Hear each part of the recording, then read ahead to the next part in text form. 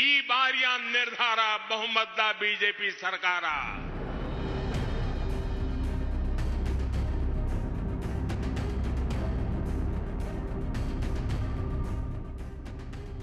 मोदी सरकार की सत्ता को 9 साल पूरे हो गए हैं। इस मौके पर सरकार जमकर अपनी उपलब्धियां गिना रही है।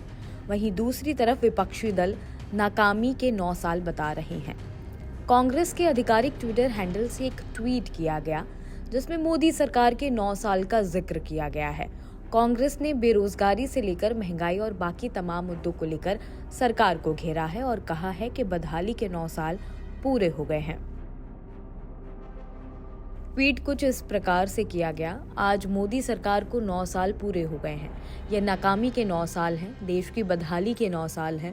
इन 9 सालों में लोगों को महंगाई, बेरोजगारी और तानाशाही फैसलों की मार झेलनी पड़ी। जुमलों के दम पर सत्ता में आई मोदी सरकार ने अपना एक भी वादा पूरा नहीं किया, बस तारीख पर तारीख देते रहे। जैसे 2022 तक किसानों की आय दोगुनी करने का वादा, देश के किसानों की आय 2 गुना करने का लक्ष्य लेकर के आगे बढ़ना है। किसानों को साथ लेकर के आगे बढ़ना है। 2022 तक सबको घर देने का वादा, 2022 तक हर किसी को पक्का घर देकर के ही सांस लेने वाला है। काला धन लाकर 15 लाख देने का वादा, ये जो चोर लुटेरों के पैसे विदेशी बैंकों में जमा है ना, उतने भी हम रुपये ले आए ना, तो भी हिंदुस्तान के एक एक गरीब आदमी को मुफ्त में 15-20 लाख रुपए यूं ही मिल जाएगा। हर साल 2 करोड़ नौकरी देने का वादा।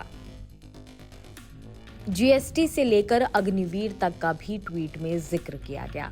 पीएम मोदी ने अपने वादे तो पूरे नहीं किए, इसके उलट अपनी नासमझी से देश को आफत में डाल दिया।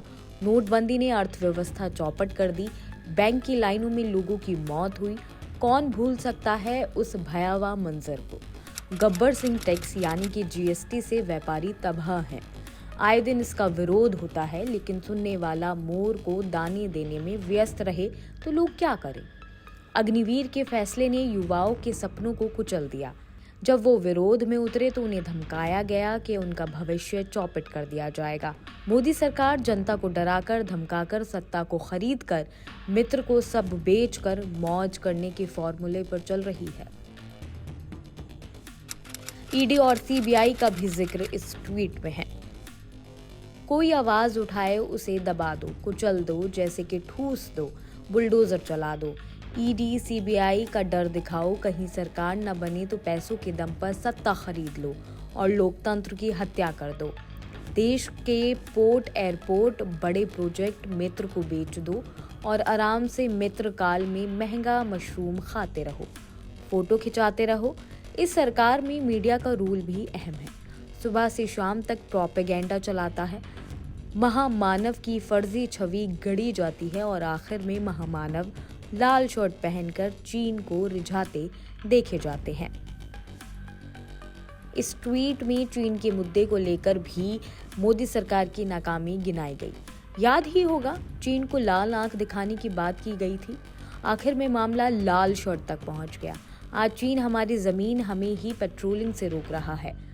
हमारी जाबाज जवानों ने इसके लिए शहादत भी दी और आखिर में महामानव लाल शर्ट पहनकर चीन को रिझाने में लग गए।